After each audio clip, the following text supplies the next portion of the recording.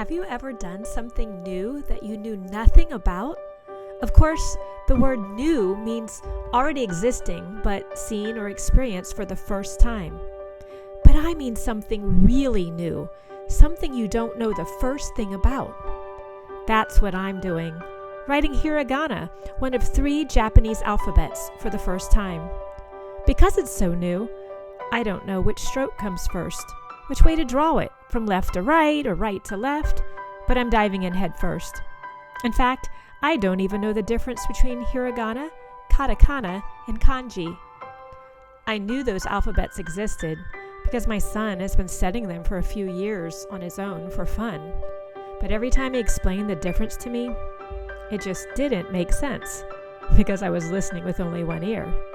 But things are different now. I have reason to learn Hiragana now. Why? Because my son was accepted to International Christian University in Japan and will be attending this fall.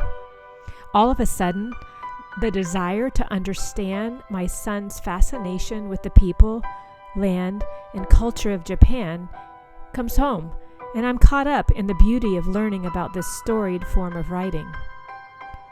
Earlier this year, I saw a small exhibit of traditional Japanese art at the Philadelphia Museum of Art.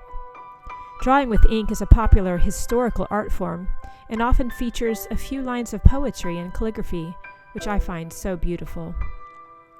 Years ago, my husband went to Japan for work, and he brought me back this bottle of ink, 2 brushes, and some paper, but I never used it until now.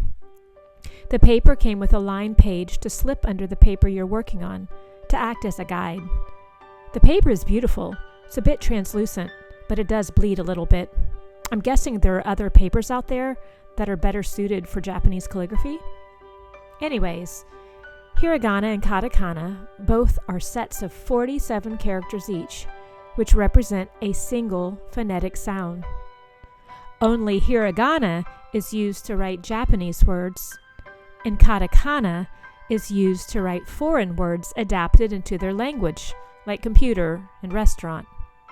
Now, Kanji has over 8,000 characters and is heavily influenced by Chinese characters, but it's been altered to reflect the Japanese polysyllabic system of speaking.